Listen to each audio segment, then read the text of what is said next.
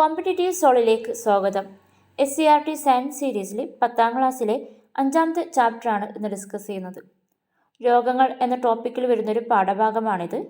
ആകെ 3 പാഠങ്ങളാണ് SCERTയിലെ രോഗങ്ങൾ എന്ന ടോപ്പിക്കിൽ വരുന്നത്. 5ാം ക്ലാസ്സിലെ രോഗങ്ങൾ, രോഗകാരികൾ, 6ാം ക്ലാസ്സിലെ ജീവിതശൈലി രോഗങ്ങൾ. ഇത് രണ്ട് പാഠഭാഗങ്ങളും ആൾറെഡി നമ്മൾ ഡിസ്കസ് ചെയ്തതാണ്.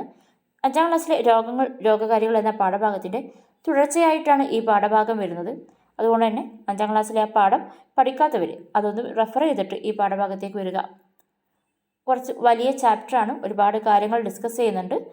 കുട്ടികളുടെ പാഠപുസ്തകത്തിലും പുറമെ ഹാൻഡ് ബുക്കിലും ഒരുപാട് പോയിന്റുകൾ വരുന്നുണ്ട്. എല്ലാം ഉൾപ്പെടുത്തിയിട്ടുള്ളൊരു ക്ലാസ്സാണിത്. നമുക്ക് ക്ലാസ്സിലേക്ക് കടക്കാം.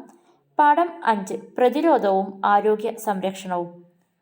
ആദ്യം, എന്താണ് ആരോഗ്യം? ആരോഗ്യം എന്ന് പറയുന്നത് രോഗമില്ലാത്ത അവസ്ഥ എന്നതിന് പുറമെ ശാരീരികവും മാനസികവും സാമൂഹികവുമായ സമ്പൂർണ്ണ സുസ്ഥിതിയാണ് ആരോഗ്യം. ആരോഗ്യത്തെ എങ്ങനെ ഡിഫൈൻ ചെയ്യാം? ശാരീരികവും മാനസികവും സാമൂഹികവുമായ സമ്പൂർണ്ണ സുസ്ഥിതിയാണ് ആരോഗ്യം. രോഗത്തിന് കാരണമാവുന്നവരാണ് രോഗകാരികൾ. രോഗകാരികൾക്ക് കൊടുക്കുന്ന ഒരു ടേമാണ് ആൻറ്റിജനുകൾ. ആൻറ്റിജനുകൾ എന്ന് പറയുന്നത് രോഗത്തിന് കാരണമാകുന്ന എന്തു തന്നെ ആയാലും അതിനെ ആൻറ്റിജനുകൾ എന്ന് പറയുന്നു. ഉദാഹരണത്തിന് രോഗാണുക്കൾ, പരാഗരേണുക്കൾ, പൊടി, രാസവസ്തുക്കൾ, ഭക്ഷ്യവസ്തുക്കൾ. രോഗപ്രതിരോധ വ്യവസ്ഥ. ഒരു വ്യക്തിയിൽ രോഗത്തെ തടയാനുള്ള ഒരുപാട് സംവിധാനങ്ങൾ ഉണ്ടായിരിക്കും. അതിനെയാണ് രോഗപ്രതിരോധം എന്ന് പറയുന്നത്. രോഗപ്രതിരോധത്തെ 2ആയിട്ട് തിരിക്കാം: സഹജ പ്രതിരോധവും ആർജിത പ്രതിരോധവും. സഹജ പ്രതിരോധം എന്ന് പറയുമ്പോൾ ജന്മന ഒരാളിൽ ഉണ്ടായിരിക്കുന്ന പ്രതിരോധ സംവിധാനമാണ് സഹജ പ്രതിരോധം എന്ന് പറയുന്നത്. ആർജിത പ്രതിരോധം ഒരു മനുഷ്യൻ്റെ ജീവിതഘട്ടത്തിൽ അയാൾ നേടിയെടുക്കുന്ന പ്രതിരോധമാണ് ആർജിത പ്രതിരോധം. വാക്സിനൊക്കെ ഇതിന് ഉദാഹരണമായിട്ട് വരും. അപ്പോൾ സഹജ പ്രതിരോധം ആദ്യം ഡിസ്കസ് ചെയ്യാം. സഹജ പ്രതിരോധം എന്ന് പറയുന്നത് പറഞ്ഞു, ജന്മന ശരീരത്തിൽ നിലനിൽക്കുന്ന സ്വാഭാവിക പ്രതിരോധ സംവിധാനമാണ് സഹജ പ്രതിരോധം. ജന്മന ശരീരത്തിൽ നിലനിൽക്കുന്ന സ്വാഭാവിക പ്രതിരോധ സംവിധാനം. ഇതിനെ 2ആയിട്ട് തിരിക്കാം. സഹജ പ്രതിരോധത്തെ 2ആയിട്ട് തിരിക്കാം: പ്രാഥമിക തല പ്രതിരോധവും ദ്വിതീയ തല പ്രതിരോധവും. പ്രാഥമിക തല പ്രതിരോധം എന്ന് പറയുമ്പോൾ ആൻറ്റിജൻ ശരീരത്തിൽ പ്രവേശിക്കുന്നത് തടയുന്നു. അതായത് രോഗകാരികളെ ശരീരത്തിലേക്ക് എത്തുന്നത് തടയുന്നതാണ് പ്രാഥമിക തല സഹജ പ്രതിരോധം. ദ്വിതീയ തലം എന്ന് പറയുന്നത് പ്രാഥമിക തല പ്രതിരോധം ഭേദിച്ച് ആൻറ്റിജൻ ശരീരത്തിലേക്ക് എത്തിയാൽ അതിനെ തടയാനുള്ളതാണ് ദ്വിതീയ തല പ്രതിരോധം. ഇപ്പോൾ പ്രാഥമിക തലം കഴിഞ്ഞിട്ട് ഒരു രോഗകാരി ശരീരത്തിലേക്ക് പ്രവേശിച്ചാൽ അതിനെ തടയാനുള്ളതാണ് ദ്വിതീയ തല സഹജ പ്രതിരോധം എന്ന് പറയുന്നത്. ആദ്യം പ്രാഥമിക തല പ്രതിരോധത്തിന് ഉദാഹരണങ്ങൾ കാണാം. ശരീരഭാഗം പ്രതിരോധ സംവിധാനം. ജന്മന ഒരാളുടെ ഒരു ആൻറ്റിജൻ രോഗകാരികൾ നമ്മുടെ ശരീരത്തിലേക്ക് എത്തുന്നത് തടയുന്നതിനാണ് പ്രാഥമിക തല പ്രതിരോധമുള്ളത്. അതിന് ഉദാഹരണങ്ങളാണ് ഉമിനീരിൽ, കണ്ണുനീരിലൊക്കെ കാണപ്പെടുന്ന ലൈസോസൈം. എൻസൈമാണ് കണ്ണിൽ അതുപോലെ വായയിലൊക്കെ വരുന്ന സൂക്ഷ്മജീവികൾ, പൊടികൾ, മറ്റു കാര്യങ്ങളെല്ലാം നശിപ്പിച്ച് കളയുന്നതാണ് ലൈസോസൈം, എൻസൈം. ശ്വാസനാളത്തിൽ ആവരണം പോലെ സീലിയ കാണപ്പെടുന്നുണ്ട്. ത്വക്കിൽ സെബം, വിയർപ്പ് ഒരു പ്രതിരോധ സംവിധാനമാണ്. അതുപോലെ ത്വക്കിൽ കാണപ്പെടുന്ന എണ്ണമയം സെബമാണ്, ഇതൊരു പ്രതിരോധ സംവിധാനമാണ്. ചെവിയിൽ കാണുന്ന മെഴുക്, ശ്വാസനാളം, വൻകുടലിൽ കാണപ്പെടുന്ന ശ്ലേഷ്മസ്തരം, ആമാശയത്തിലെ ആസിഡ് HCl, ദഹനപഥം, മൂത്രപഥത്തിൽ കാണപ്പെടുന്ന ഉപകാരി ബാക്ടീരിയകൾ, ഇവയെല്ലാം പ്രാഥമിക പ്രതിരോധത്തിന് ഉദാഹരണങ്ങളാണ്. ഉമിനീര്, കണ്ണുനീരിൽ ലൈസോസൈം, ശ്വാസനാളത്തിൽ സീലിയ, ത്വക്കിൽ സെബം, വിയർപ്പ്, ചെവി മെഴുക്, ശ്വാസനാളം, വൻകുടൽ, ശ്ലേഷ്മസ്തരം, ആമാശയം HCl, ദഹനപഥം, മൂത്രപഥം, ഉപകാരി ബാക്ടീരിയകൾ. ഇതാണ് പ്രാഥമിക തല പ്രതിരോധങ്ങൾ. ദ്വിതീയ തല പ്രതിരോധം, അതായത് രോഗകാരി പ്രാഥമിക തലമായിട്ട് ഈ വ്യവസ്ഥകളെല്ലാം മറികടന്ന് നമ്മുടെ ശരീരത്തിലേക്ക് എത്തിയാൽ അതിനെ തടയാനുള്ളതാണ് ദ്വിതീയ തല പ്രതിരോധം. അതിനുദാഹരണമാണ് വെളുത്ത രക്താണുക്കൾ. രക്തത്തിൽ കാണപ്പെടുന്നൊരു എലമെൻ്റാണ് വെളുത്ത രക്താണുക്കൾ. ഇതിനെ ഡിവൈഡ് ചെയ്തിട്ടുണ്ട്. വെളുത്ത രക്താണുക്കളുടെ തരങ്ങളാണ് ന്യൂട്രോഫിൽ, ഈസനോഫിൽ, മോണോസൈറ്റ് ആൻഡ് ബേസോഫിൽ. ഓരോന്നിനും അതിൻ്റെതായ ഫങ്ഷൻസ് ഉണ്ട്. വെളുത്ത രക്താണുക്കളാണ് ഒന്ന് ന്യൂട്രോഫിൽ ബാക്ടീരിയകളെ വിഴുങ്ങിക്കൊണ്ട് നശിപ്പിക്കുന്നതാണ് ന്യൂട്രോഫിൽ. അതുപോലെ രാസവസ്തുക്കൾ, ആൻറ്റിജനുകൾക്കെതിരെ രാസവസ്തുക്കൾ ഉൽപ്പാദിപ്പിക്കുകയും ചെയ്യുന്നു. ഈസനോഫിൽ അലർജി ഉണ്ടാകുമ്പോൾ പുറത്തുവിടുന്ന രാസവസ്തുക്കളെ നിർവീര്യമാക്കുകയാണ് ഈസനോഫിൽ ചെയ്യുന്നത്. അതുപോലെ തന്നെ പരാദങ്ങളെ നശിപ്പിക്കുകയും ചെയ്യുന്നു. അലർജി ഉണ്ടാകുമ്പോൾ പുറത്തുവിടുന്ന രാസവസ്തുക്കളെ നിർവീര്യമാക്കുകയെന്നു ആരാണ്? ഈസനോഫിൽ എന്ന വെളുത്ത രക്താണുക്കളാണ്. അതുപോലെ പരാദങ്ങളെ നശിപ്പിക്കുകയും ചെയ്യുന്നു. മോണോസൈറ്റ് അന്യവസ്തുക്കൾ, ബാക്ടീരിയ, മൃദുകോശങ്ങൾ എന്നിവയെ വിഴുങ്ങുന്നു. മൃദുകോശങ്ങൾ എന്ന് പറഞ്ഞാൽ ഡെഡായിട്ടുള്ള കോശങ്ങൾ, അന്യവസ്തുക്കൾ, ബാക്ടീരിയ, മൃദുകോശങ്ങൾ എന്നിവയെ വിഴുങ്ങുന്നു. മറ്റു പ്രതിരോധ കോശങ്ങളെ ഉത്തേജിപ്പിക്കുകയും ചെയ്യുന്നു. ബേസോഫിൽ ഇമ്പോർട്ടൻ്റ് ആണ്. രക്തം കട്ടപിടിക്കുന്നത് തടയുന്നു. ഹെപ്പാരിൻ, ഹിസ്റ്റാമിൻ ഉൽപാദനവും ആരാണ്? ബേസോഫിലാണ്. ഹിസ്റ്റാമിൻ എന്ന് പറയുന്നത് അലർജി ഉണ്ടാകുമ്പോൾ വീക്കത്തിന് കാരണമാകുന്നത് ഹിസ്റ്റാമിൻ കാരണമായിട്ടാണ്. അപ്പോൾ ഒന്നുകൂടെ നോക്കാം. വെളുത്ത രക്താണുക്കളാണ് ദ്വിതീയതല പ്രതിരോധത്തിൽ വരുന്നത്. ഒന്നാമത്തതാണ് ന്യൂട്രോഫിൽ, ബാക്ടീരിയകളെ വിഴുങ്ങുന്നു, രാസവസ്തുക്കൾ ഉൽപ്പാദിപ്പിക്കുകയും ചെയ്യുന്നു. ഈസനോഫിൽ അലർജി ഉണ്ടാകുമ്പോൾ പുറത്തുവിടുന്ന രാസവസ്തുക്കൾ നിർവീര്യമാക്കുന്നു, പരാദങ്ങളെ നശിപ്പിക്കുന്നു. മോണോസൈറ്റ് അന്യവസ്തുക്കൾ, ബാക്ടീരിയ, മൃദുകോശങ്ങൾ എന്നിവയെ വിഴുങ്ങുന്നു. മോണോസൈറ്റും ന്യൂട്രോഫിലും വിഴുങ്ങിക്കൊണ്ട് നശിപ്പിക്കുന്നതാണ്. മറ്റു പ്രതിരോധ കോശങ്ങളെ ഉത്തേജിപ്പിക്കുകയും ചെയ്യുന്നു. ബേസോഫിൽ രക്തം കട്ടപിടിക്കുന്നത് തടയുന്നു. അതുപോലെ ഹെപ്പാരിൻ, ഹിസ്റ്റാമിൻ ഉൽപാദനം ബേസോഫിലാണ്. ഹെപ്പാരിൻ, ഹിസ്റ്റാമിൻ്റെ ഉൽപാദനം. ഹെപ്പാരിൻ, ഹിസ്റ്റാമിൻ നമ്മൾ ഡിസ്കസ് ചെയ്യുന്നുണ്ട്. ഹിസ്റ്റാമിൻ എന്ന് പറയുന്നത് അലർജി ഉണ്ടാകുമ്പോൾ വീക്കത്തിന് കാരണമാകുന്നത് ഹിസ്റ്റാമിൻ കാരണമായിട്ടാണ്. അലർജി ഉണ്ടാകുമ്പോൾ മുറിവോ മറ്റോ സംഭവിക്കുമ്പോൾ നമുക്ക് ത്വക്ക് വീക്കമുണ്ടാവും. ഈ വീക്കത്തിന് കാരണമാകുന്നത് എന്താണ്? ഹിസ്റ്റാമിനാണ്. Then phagocytosis. ഫാഗോസൈറ്റോസിസ് എന്ന് പറയുന്നത് എന്താണ്? വിഴുങ്ങി നശിപ്പിക്കുന്ന പ്രക്രിയയാണ് ഫാഗോസൈറ്റോസിസ് എന്ന് പറയുന്നത്. ഫാഗോ എന്ന് പറയുന്നത് വിഴുങ്ങുക എന്നാണ്. ഫാഗോസൈറ്റോസിസ് വിഴുങ്ങി നശിപ്പിക്കുന്ന പ്രക്രിയ. നമ്മൾ ന്യൂട്രോഫിലും മോണോസൈറ്റൊക്കെ പഠിച്ചു. ഇവയൊക്കെ എന്താണ്? വിഴുങ്ങിക്കൊണ്ടാണ് ആൻറ്റിജനുകളെ നശിപ്പിക്കുന്നത്. അപ്പോൾ ഫാഗോസൈറ്റോസിസ് ഈ ഒരു പ്രോസസ്സ് ചെയ്യുന്ന ഒരുപാട് കാര്യങ്ങളുണ്ട് ശരീരത്തിൽ. അവയാണ് ന്യൂട്രോഫിൽ ഒരു വെളുത്ത രക്താണുവാണ്.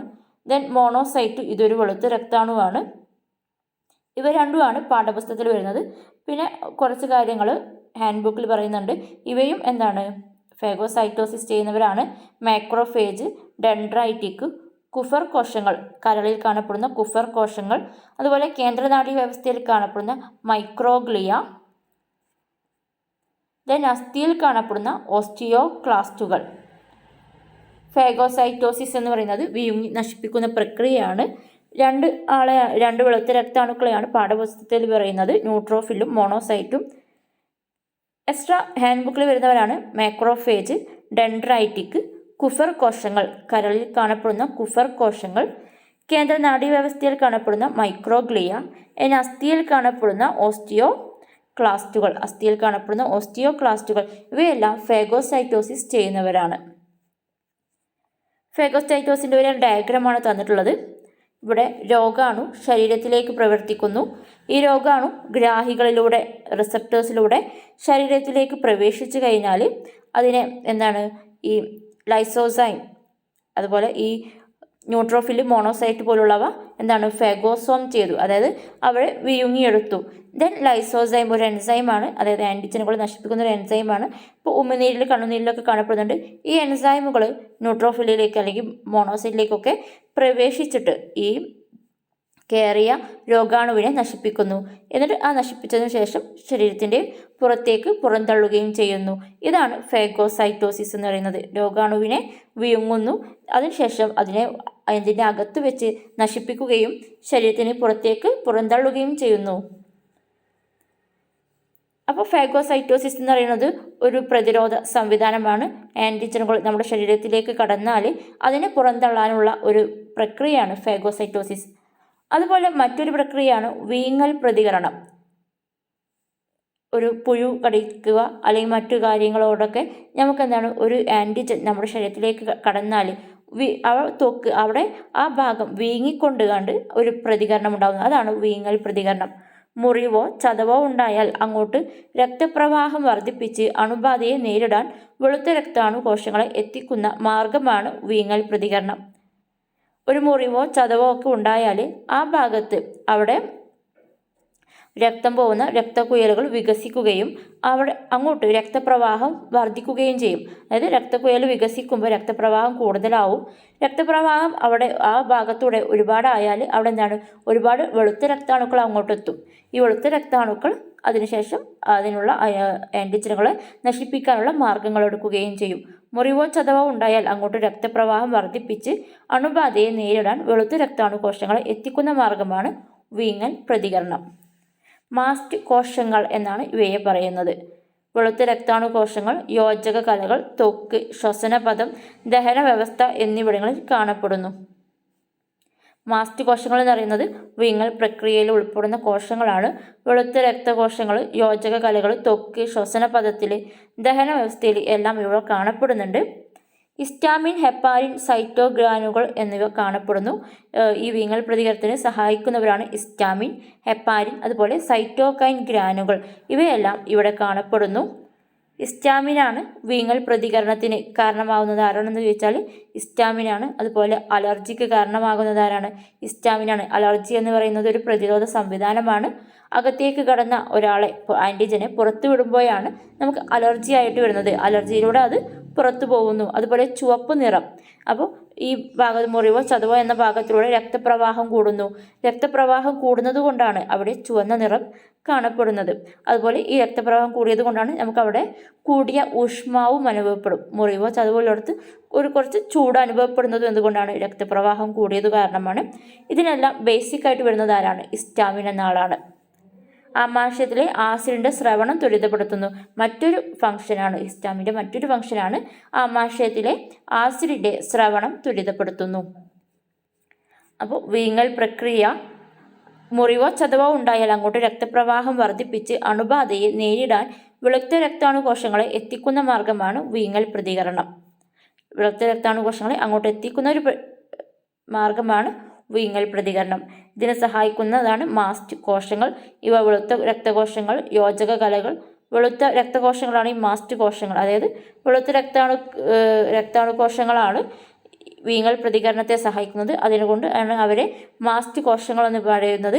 യോജക കലകൾ, ത്വക്ക്, ശ്വസനപഥം, ദഹന വ്യവസ്ഥ, മറ്റ് ശരീരത്തിലെ എല്ലാ ഭാഗത്തും ഇവരെ കാണപ്പെടുന്നുണ്ട്.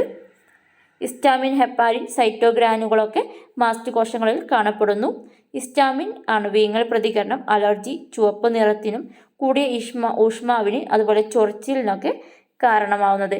ആമാശയത്തിലെ ആസിഡിൻ്റെ സ്രവണം ത്വരിതപ്പെടുത്തുന്ന ആരാണെന്ന് ചോദിച്ചാൽ ഹിസ്റ്റാമിനാണ്. ദെൻ പനി എന്ന ഒരവസ്ഥ. പനി എന്ന് പറയുന്നതും ഒരു രോഗപ്രതിരോധ അവസ്ഥയാണ്. രോഗപ്രതിരോധ വ്യവസ്ഥയാണ്. 98.6 ഡിഗ്രി ഫാരൻഹീറ്റ് അല്ലെങ്കിൽ 37 ഡിഗ്രി സെൽഷ്യസ് ഇതിൽ കൂടുതൽ ഊഷ്മാവ് കൂടുന്ന അവസ്ഥയാണ് പനി എന്ന് പറയുന്നത്. 98.6 ഡിഗ്രി ഫാരൻഹീറ്റ് അല്ലെങ്കിൽ 37 ഡിഗ്രി സെൽഷ്യസ് കൂടുതൽ ഊഷ്മാവ് കൂടുന്ന അവസ്ഥയാണ് പനി. ഇതൊരു രോഗപ്രതിരോധ വ്യവസ്ഥയാണ്. പനി ഒരു രോഗമല്ല, രോഗപ്രതിരോധ വ്യവസ്ഥയാണ്. അണുബാധ അല്ലെങ്കിൽ വീക്കം ഉണ്ടാകുമ്പോൾ വെളുത്ത രക്താണുക്കൾ പൈറോജൻസ് പുറത്തുവിടുന്നു. അണുബാധ അല്ലെങ്കിൽ നമുക്ക് ശരീരത്തിലൊരു അണുബാധ അല്ലെങ്കിൽ ഒരു വീക്കം അല്ലെങ്കിൽ മുറിവോ എന്തെങ്കിലും ഉണ്ടാകുമ്പോൾ വെളുത്ത രക്താണുക്കൾ എന്ത് ചെയ്യും? പൈറോജൻസ് എന്നൊരു രാസവസ്തു പുറത്തുവിടുന്നുണ്ട്. ഇത് കാരണം എന്താണ്? ശരീര താപനില ഉയരുന്നു. ഈ വെളുത്ത രക്താണുക്കളുടെ പ്രോസസ്സ് എളുപ്പമാക്കാൻ വേണ്ടിയിട്ടാണ് ഈ പനി എന്നൊരു അവസ്ഥ വരുന്നത്. അപ്പോൾ പനി 98.6 ഡിഗ്രി ഫാരൻഹീറ്റ് അല്ലെങ്കിൽ 37 ഡിഗ്രി സെൽഷ്യസിൽ കൂടുതൽ ഊഷ്മാവ് കൂടുന്ന അവസ്ഥയാണ്. രോഗപ്രതിരോധ വ്യവസ്ഥയാണ്. അണുബാധ വീക്കം ഉണ്ടാകുമ്പോൾ വെളുത്ത രക്താണുക്കൾ പൈറോജൻസ് പുറത്തുവിടുന്നു. ഇത് ശരീര താപനില ഉയരാൻ കാരണമാകുന്നു. പൈറോജൻസ്. ദെൻ ഫാഗോസൈറ്റോസിസ് ത്വരിതപ്പെടുത്തുന്നു. പനി എന്താണ്? ഫാഗോസൈറ്റോസിസ് അതായത് വെളുത്ത രക്താണുക്കളുടെ പ്രോസസ്സിങ്, അവരുടെ ഫങ്ഷൻസ് ത്വരിതപ്പെടുത്തുകയാണ് പനി ചെയ്യുന്നത്. ഫാഗോസൈറ്റോസിസ് എന്ന് പറയുന്നത് വീങ്ങൽ പ്രക്രിയ. ദെൻ രക്തക്കട്ടപിടിക്കൽ. മറ്റൊരു പ്രതിരോധ വ്യവസ്ഥയാണ് രക്തം കട്ടപിടിക്കൽ. ഒരു മുറിവോ ചതവോ ഉണ്ടായാൽ അവിടെ നമുക്ക് എന്താണ്? അവിടെ നിന്ന് രക്തം വരും. ഈ രക്തം അങ്ങനെ വന്നുകൊണ്ടിരിക്കാൻ പാടില്ല. ഒരു സ്റ്റേജ് എത്തുമ്പോൾ അത് കട്ട പിടിച്ച് അതിൻ്റെ ഈ രക്തം വരുന്നത് സ്റ്റോപ്പ് ആവണം. അതിനുള്ളതാണ് രക്തം കട്ടപിടിക്കൽ. മുറിവുണ്ടാകുമ്പോൾ രക്തപ്രവാഹം തടയാനും രോഗാണുപ്രവേശനം തടയാനും സഹായിക്കുന്നു. മുറിവുണ്ടാകുമ്പോൾ അവിടുത്തെ രക്തപ്രവാഹം തടഞ്ഞു വെക്കാനും അതുപോലെ ആ മുറിവിലൂടെ രോഗാണുക്കൾ ശരീരത്തിൽ പ്രവേശനം ചെയ്യുന്നത് തടയാനും സഹായിക്കുന്നു. മുറിവ് സംഭവിച്ച ഭാഗത്തെ പ്ലേറ്റ്ലെറ്റുകൾ കലകൾ ത്രോംബോപ്ലാസ്റ്റിൻ എൻസൈം ഉൽപ്പാദിപ്പിക്കുന്നു. മുറിവ് സംഭവിച്ച ഭാഗത്ത് പ്ലേറ്റ്ലെറ്റുകൾ എന്ന് പറയുന്നത് രക്തത്തിലെ ഒരു എലമെൻ്റാണ്. അവിടുത്തെ ടിഷ്യൂകളും പ്ലേറ്റ്ലെറ്റുകളും എന്ത് ചെയ്യും? ത്രോംബോപ്ലാസ്റ്റിൻ എന്ന എൻസൈം ഉൽപ്പാദിപ്പിക്കുന്നു. ത്രോംബോപ്ലാസ്റ്റിൻ ഇമ്പോർട്ടൻ്റ് ആണ്. ത്രോംബോപ്ലാസ്റ്റിൻ എന്ന എൻസൈം ഉൽപ്പാദിപ്പിക്കുന്നു. ഈ ത്രോംബോപ്ലാസ്റ്റിൻ എൻസൈം എന്ത് ചെയ്യുന്നു? പ്രോത്രോംബിൻ, ഇവിടെ കാണപ്പെടുന്ന ഒരു പ്രോട്ടീനാണ്, ശരീരത്തിലെ പ്രോട്ടീനാണ് പ്രോത്രോംബിൻ.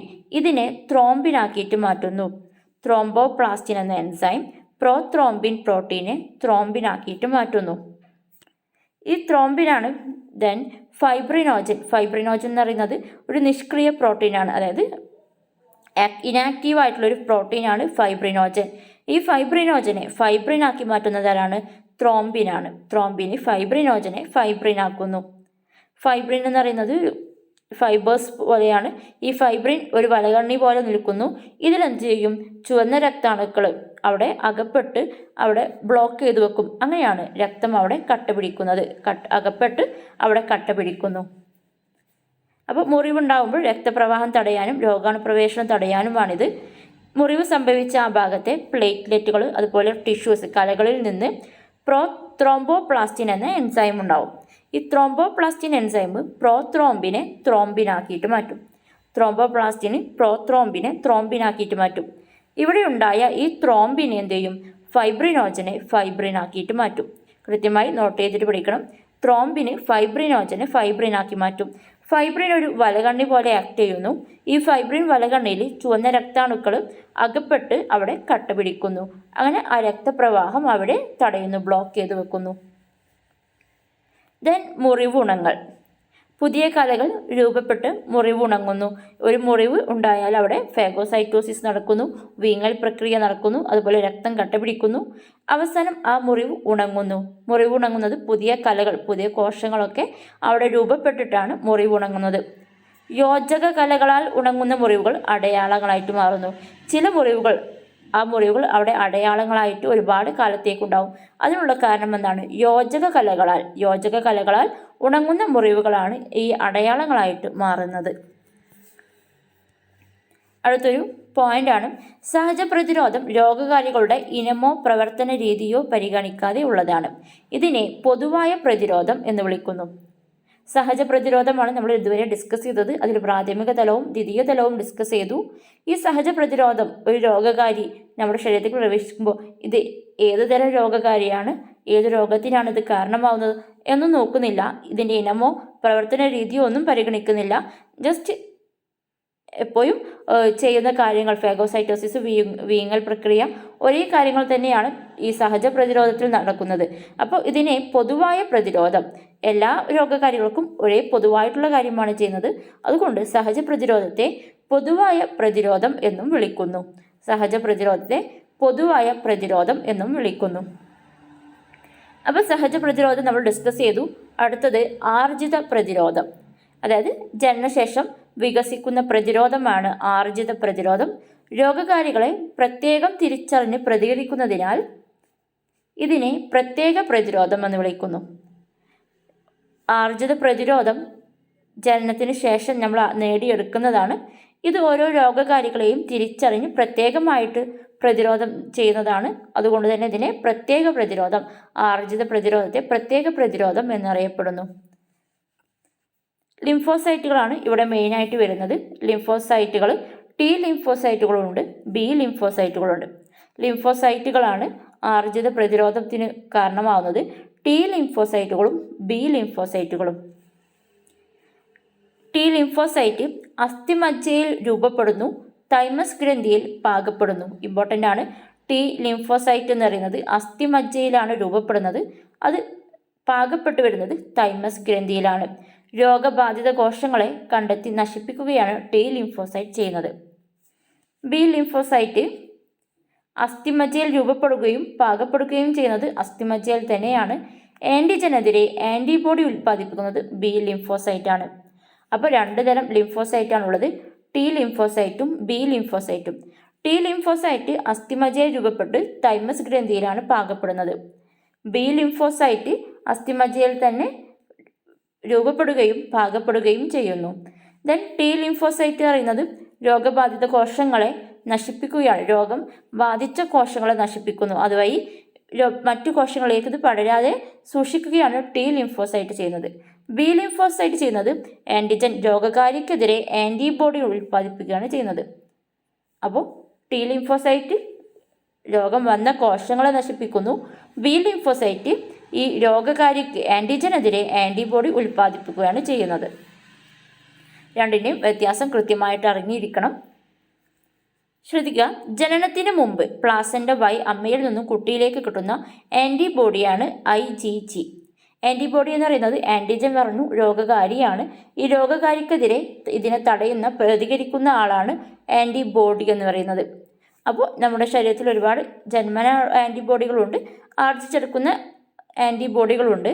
ജനനത്തിന് മുമ്പ് ഒരു അമ്മയിൽ നിന്ന് ഒരു കുട്ടിക്ക് ഭക്ഷണം എല്ലാ കാര്യങ്ങളും കിട്ടുന്നത് എന്താണ്?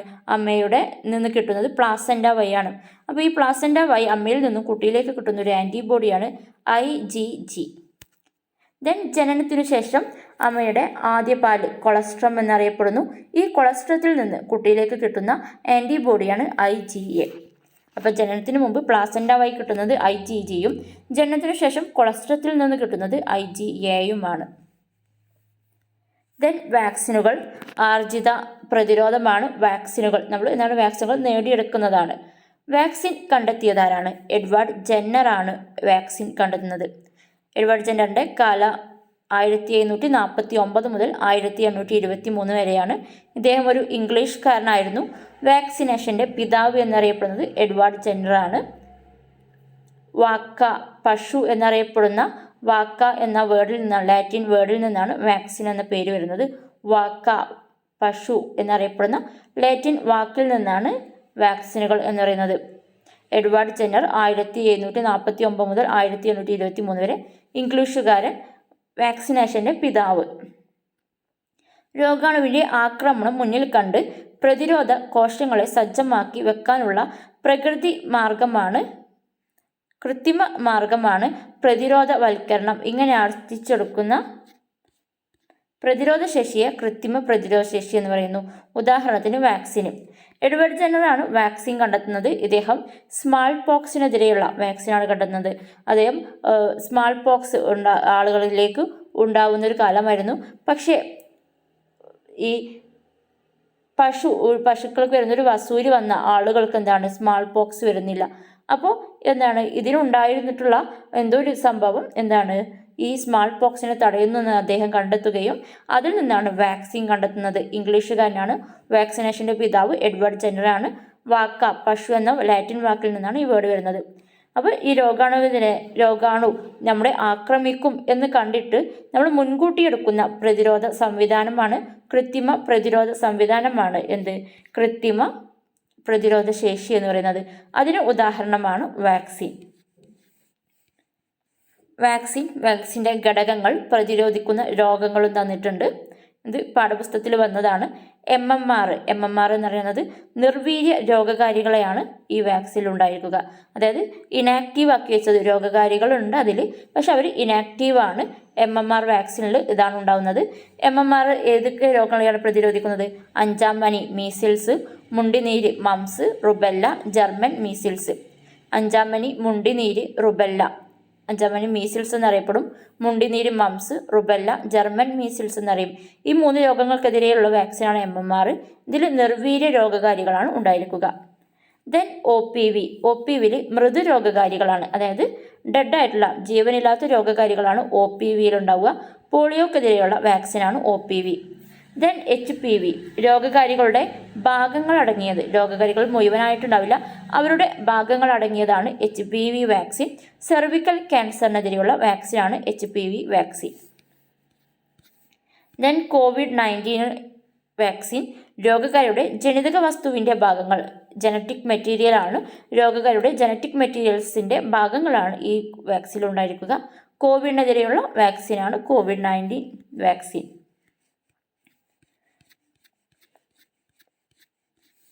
ദെൻ വിവിധതരം വാക്സിനുകൾ. ഇത് ഹാൻഡ് ബുക്കിൽ തന്നിട്ടുള്ളതാണ്. മേലെ ഇപ്പോൾ ഡിസ്കസ് ചെയ്ത ടേബിളിൻ്റെ ഒന്നുകൂടി ഡീറ്റെയിൽഡ് ആയിട്ടുള്ള ഒരു ടേബിളാണിത്. വിവിധ തരം വാക്സിനുകൾ, വാക്സിനുകളുടെ ഇനം, വാക്സിൻ്റെ ഘടകങ്ങൾ, വാക്സിന് ഉദാഹരണം, പ്രതിരോധിക്കാവുന്ന രോഗങ്ങൾ. ലൈവ് അറ്റുനേറ്റഡ് വാക്സിൻസ്, ജീവനുള്ള നിർവീര്യ രോഗകാരികൾ അടങ്ങിയ വാക്സിനുകൾ. നിർവീര്യ രോഗകാരികളായിരിക്കും MMR. ചിക്കൻ പോക്സ് വാക്സിനും ഇത് ഉദാഹരണമാണ്. MMR, മീസിൽസ്, മംസ്, റുബെല്ല. ചിക്കൻ പോക്സ് വാക്സിൻ ചിക്കൻ പോക്സിനെതിരെയാണ്. നിർവീര്യമായിട്ടുള്ള രോഗകാരികളാണ് ഇതിലുണ്ടായിരിക്കുക. ദെൻ ഇനാക്ടിവേറ്റഡ് വാക്സിൻസ്, മൃദുരോഗകാരികൾ അടങ്ങിയ വാക്സിനുകൾ. Hepatitis A vaccine, OPV, rabies വാക്സിനൊക്കെ മൃദുരോഗകാരികളാണ് ഉണ്ടായിരിക്കുക. ഹെപ്പറ്റൈറ്റിസ് എ വാക്സിൻ എന്നറിയുന്നത് ഹെപ്പറ്റൈറ്റിസ് എക്കെതിരെയാണ്. OPV പോളിയോക്കെതിരെ, റാബിസ് വാക്സിന് റാബീസിനെതിരെ. ദെൻ രോഗകാരികളുടെ ഭാഗങ്ങൾ അടങ്ങിയതാണ് HPV വാക്സിനും HIV വാക്സിനും. HPV സെർവിക്കൽ ക്യാൻസറിനെതിരെയാണ്. HIV വാക്സിൻ HIV രോഗങ്ങൾക്കെതിരെയാണ്. രോഗകാരികളുടെ ഭാഗങ്ങൾ അടങ്ങിയതാണ് ഇതിൽ. ദെൻ mRNA വാക്സിൻ, അതായത് രോഗകാരിയുടെ ജനിതക വസ്തുവിൻ്റെ ഭാഗങ്ങൾ അടങ്ങിയത്. ജനിതക വസ്തുവിൻ്റെ ഭാഗങ്ങൾ അടങ്ങിയതാണ് mRNA വാക്സിൻ എന്ന ഇതിൽ ഉൾപ്പെടുന്നതാണ് COVID-19 വാക്സിനുകൾ. COVID-19-നെതിരെയാണ്. ഉദാഹരണങ്ങളാണ് Pfizer, BioNTech, മോഡേണ. ഇവ മൂന്നും എന്താണ് COVID-19 വാക്സിനുകളാണ്. Pfizer, BioNTech, Moderna. ഇതൊക്കെ COVID-19-നെതിരെയാണ്. ജനിതക വസ്തുവിൻ്റെ, രോഗകാരിയുടെ ജനിതക വസ്തുവിൻ്റെ ഭാഗങ്ങളാണ് ഇതിൽ അടങ്ങിയിരിക്കുന്നത്.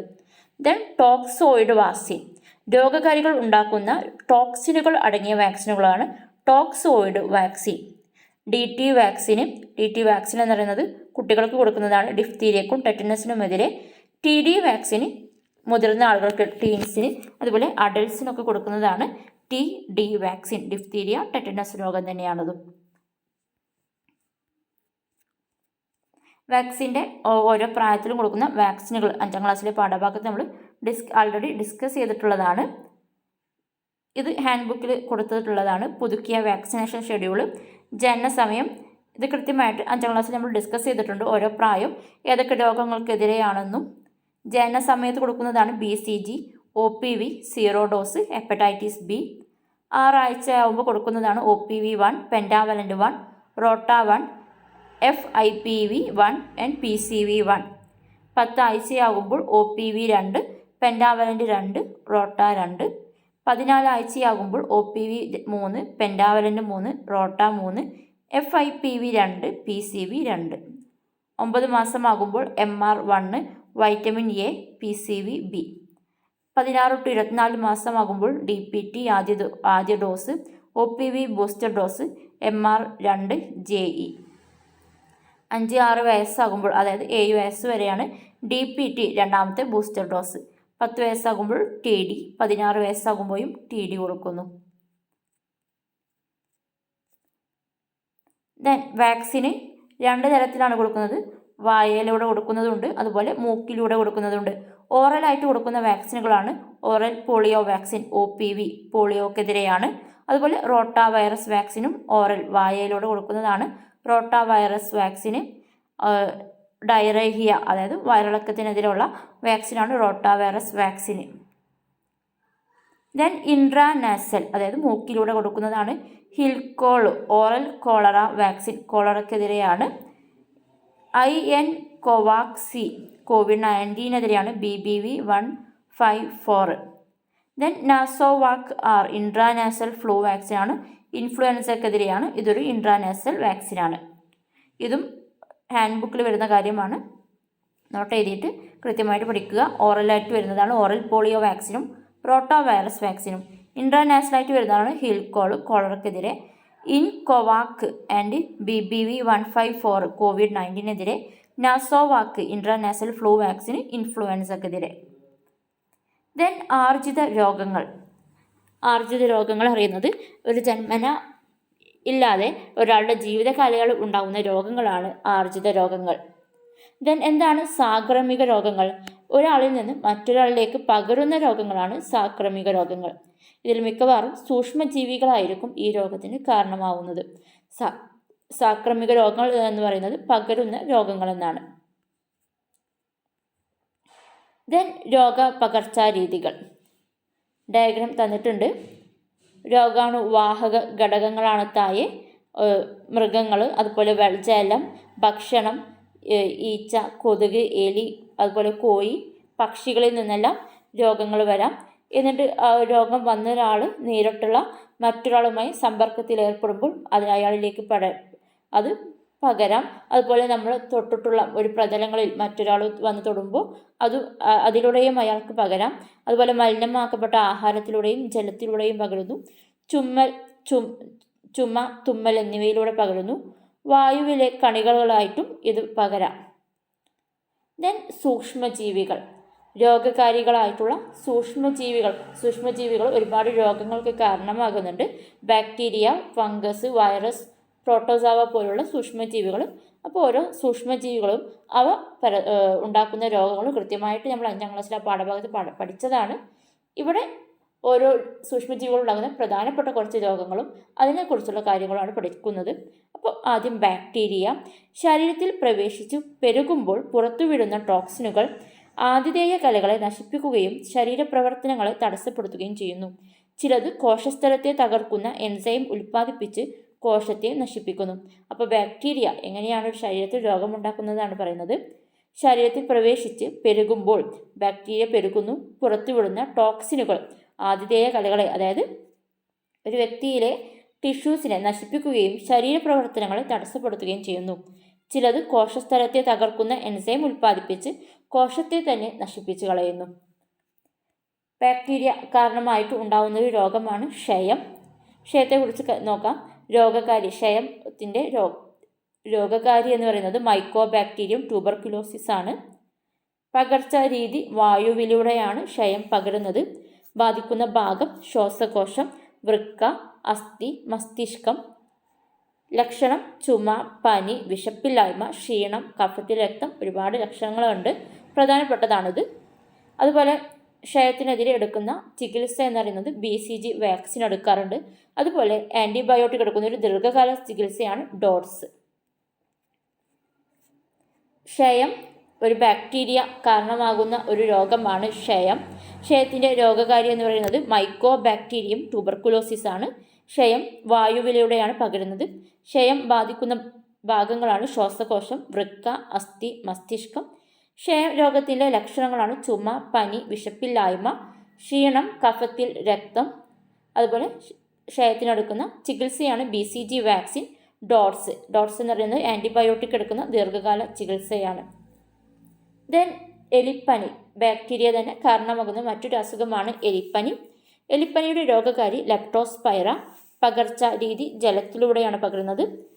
ബാധിക്കുന്ന ഭാഗം വൃക്ക, കരൾ, ശ്വാസകോശം. ലക്ഷണങ്ങൾ പനി, തലവേദന, പേശിവേദന, ഛർദി, ചുവന്ന കണ്ണ്. ചികിത്സ ആൻറ്റിബയോട്ടിക് എടുക്കുക. അപ്പോൾ എലിപ്പനി ബാക്ടീരിയ കാരണമാകുന്ന ഒരു അസുഖമാണ്. എലിപ്പനിയുടെ രോഗകാരി ലെപ്റ്റോസ്പൈറ. എലിപ്പനി പകരുന്ന രീതി ജലത്തിലൂടെയാണ് പകരുന്നത്.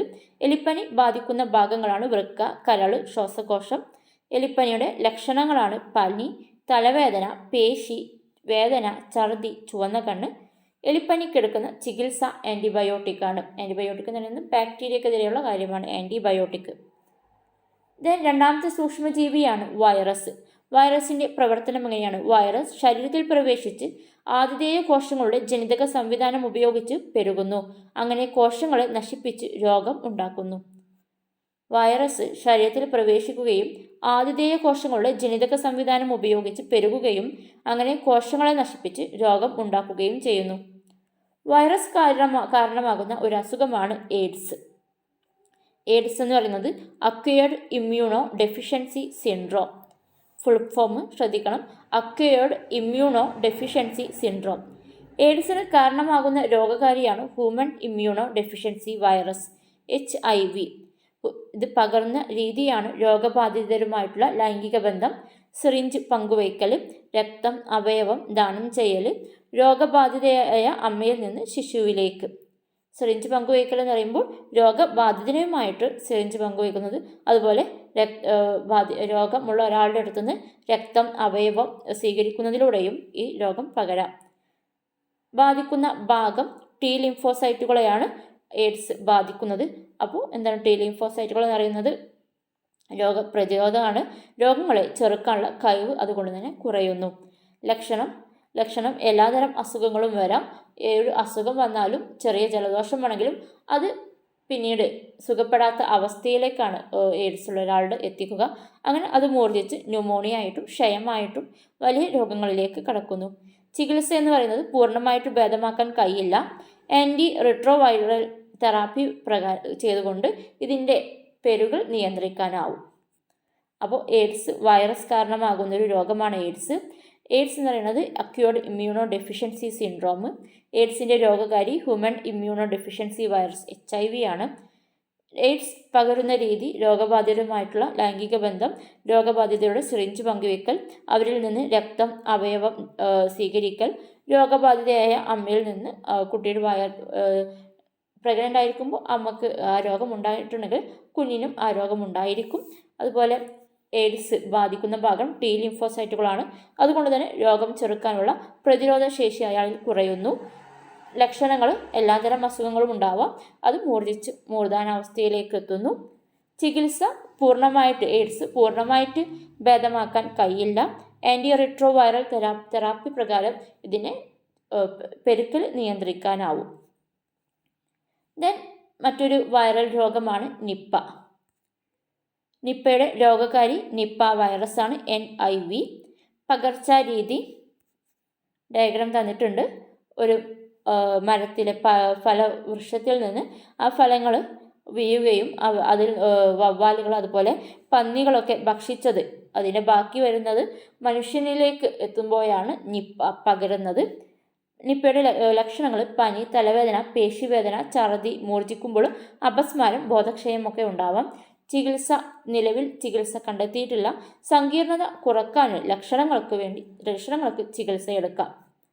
അപ്പോൾ നിപ്പ അറിയുന്നത് ഒരു വൈറൽ രോഗമാണ്. രോഗകാരി നിപ്പ വൈറസാണ് NIV. പകർച്ചാരീതി ഫലവൃക്ഷങ്ങളിൽ നിന്ന് വവ്വാലുകൾ കടിച്ച അല്ലെങ്കിൽ പന്നികൾ മറ്റു മൃഗങ്ങൾ കടിച്ചിട്ടുള്ള ഫലങ്ങളുടെ ബാക്കി മനുഷ്യൻ കഴിക്കുന്നതിലൂടെയാണ് ഇത് പകരുന്നത്. നിപ്പയുടെ ലക്ഷണമാണ് പനി, തലവേദന, പേശിവേദന, ഛർദി, മൂർജിക്കുമ്പോൾ അപസ്മാരം, ബോധക്ഷയമൊക്കെ ഉണ്ടാവാം. നിപ്പയ്ക്ക് ചികിത്സ നിലവിലില്ല. സങ്കീർണത കുറക്കാൻ ലക്ഷണങ്ങൾക്ക് ചികിത്സ എടുക്കാം. മൂന്നാമത്തെ സൂക്ഷ്മജീവിയാണ് ഫംഗസ്.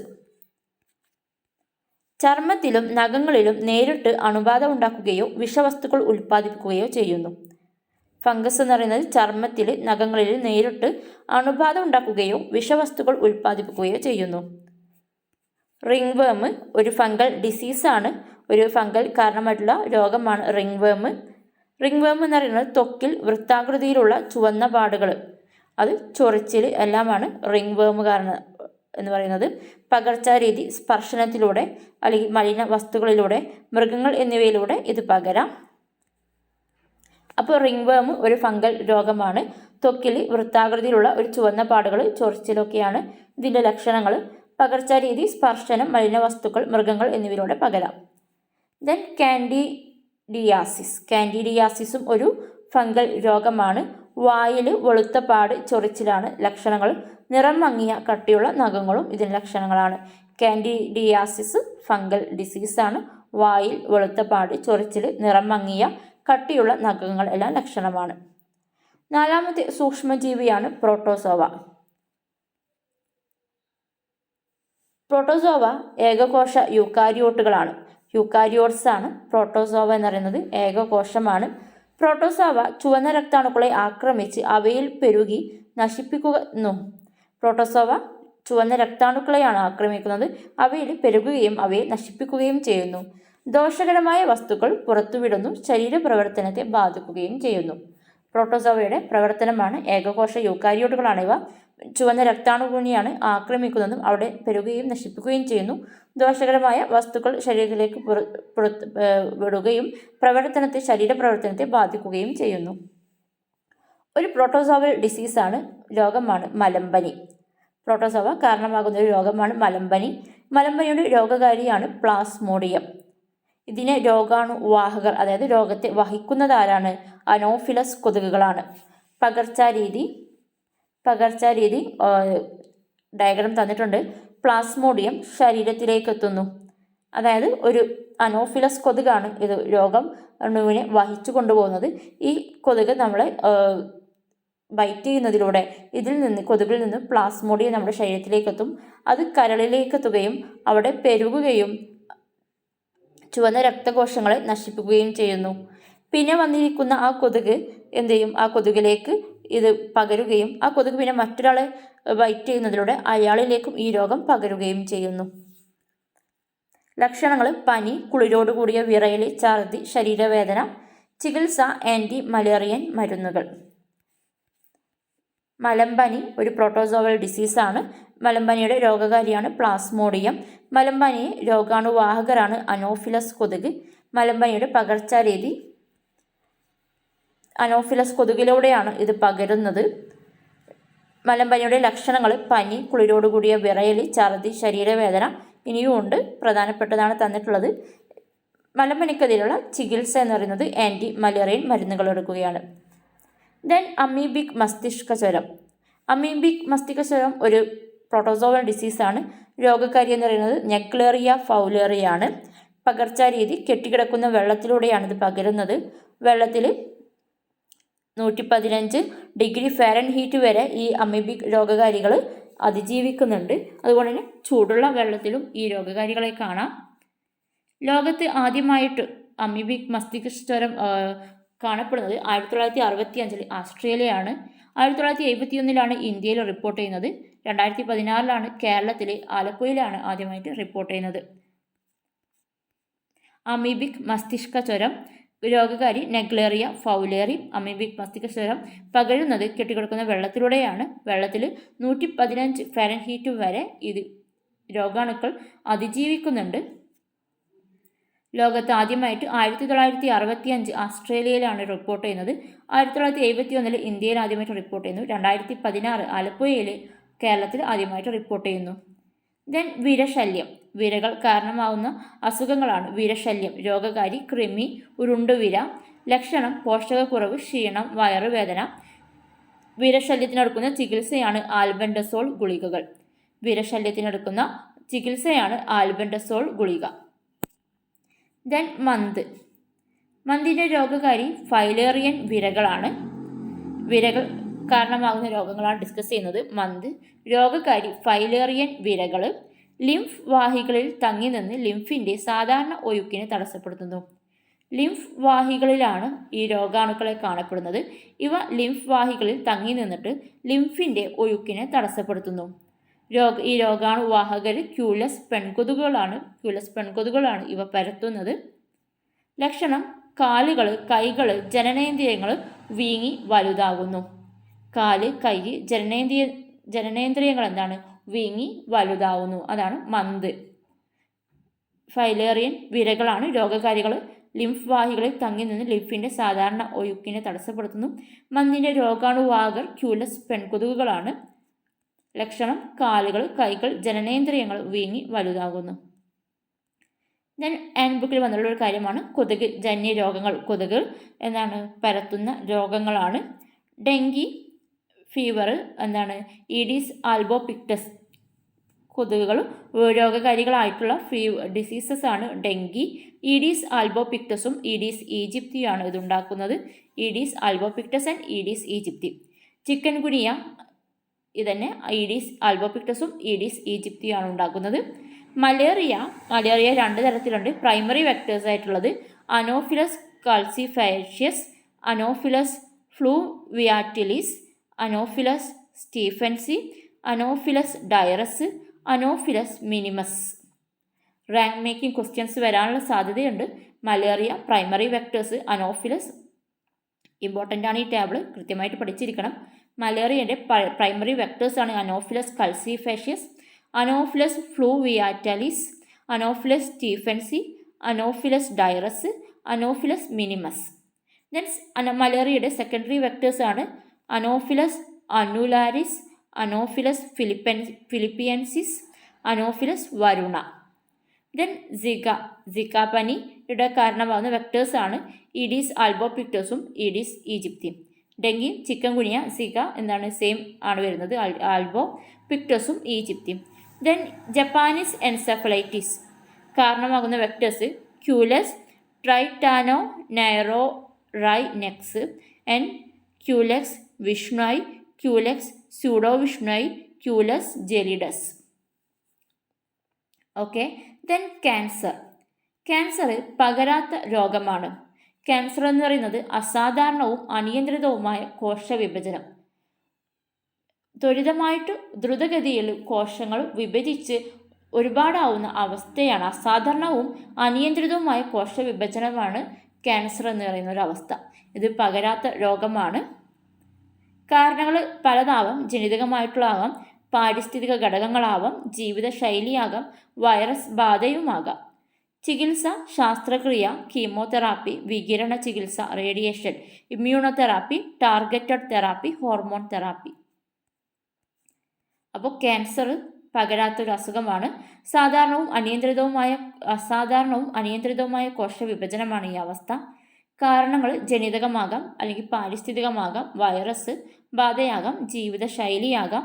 ചികിത്സ ശാസ്ത്രക്രിയ അല്ലെങ്കിൽ കീമോതെറാപ്പി, വികിരണ ചികിത്സ, immunotherapy, targeted therapy, hormone therapy. Then രോഗങ്ങളിൽ വിഭാഗങ്ങളും രോഗങ്ങളും. ജീവിതശൈലി രോഗങ്ങളാണ് ഹൃദ്രോഗം, പ്രമേഹം ടൈപ്പ് 2, അമിത രക്തസമ്മർദ്ദം, പൊണ്ണത്തടി. ജീവിതശൈലി കൊണ്ടുണ്ടാകുന്ന രോഗങ്ങളാണ് ഹൃദ്രോഗം, ഹൃദയ സംബന്ധമായിട്ടുള്ള രോഗങ്ങൾ. പ്രമേഹം ടൈപ്പ് 2, പ്രമേഹം 2 തരത്തിലുണ്ട്. 6ാം ക്ലാസ്സിലെ ജീവിതശൈലി രോഗങ്ങളിൽ പഠിച്ചിട്ടുള്ളതാണ് പ്രമേഹം ടൈപ്പ് 1, ടൈപ്പ് 2. പ്രമേഹം ടൈപ്പ് 2 ആണ് ജീവിതശൈലി രോഗങ്ങൾ. അമിത രക്തസമ്മർദ്ദം, അതായത് ബ്ലഡ് പ്രഷർ, പൊണ്ണത്തടി, ഇവയെല്ലാം ജീവിതശൈലി രോഗങ്ങളാണ്. ദെൻ തൊഴിൽ ജന്യ രോഗങ്ങൾ. Silicosis, asbestosis and carpal tunnel syndrome. Silicosis എന്ന് പറയുന്നത് സിലിക്ക ഒരുപാട് ഉപയോഗിക്കുന്ന ഫാക്ടറികളിൽ ജോലി ചെയ്യുന്നവർക്കുണ്ടാവുന്നതാണ്. ആസ്ബറ്റോസിസ് എന്ന് പറയുന്നത് ആസ്ബറ്റോസ് ഫാക്ടറികളിൽ ജോലി ചെയ്യുന്നവർക്ക്. കാർപ്പൽ ടണൽ സിൻഡ്രോം എന്ന് പറയുന്നത് കയ്യിന് ഒരുപാട് ആയാസമുള്ള പണികൾ കൊടുക്കുന്ന ജോലികൾക്ക് വരുന്നതാണ് കാർപ്പൽ ടണൽ സിൻഡ്രോം. ദെൻ സ്വയം പ്രതിരോധ വൈകല്യം. നമ്മുടെ പ്രതിരോധം എന്താണ്? പ്രതിരോധം എന്ന് പറയുന്നത് രോഗങ്ങൾ വരുത്തുന്ന ആൻറ്റിജനുകളെ തടയാനാണ്. പക്ഷെ ചില സമയങ്ങൾക്ക് നമുക്ക് ആവശ്യമുള്ളതിനെയും ഈ പ്രതിരോധ വ്യവസ്ഥ തടയുന്നു. അങ്ങനെ വരുന്ന അസുഖങ്ങളാണ് സ്വയം പ്രതിരോധ വൈകല്യം. ഉദാഹരണങ്ങളാണ് റുമറ്റോയിഡ് ആർത്രൈറ്റിസ്, പ്രമേഹം type 1, psoriasis, multiple sclerosis.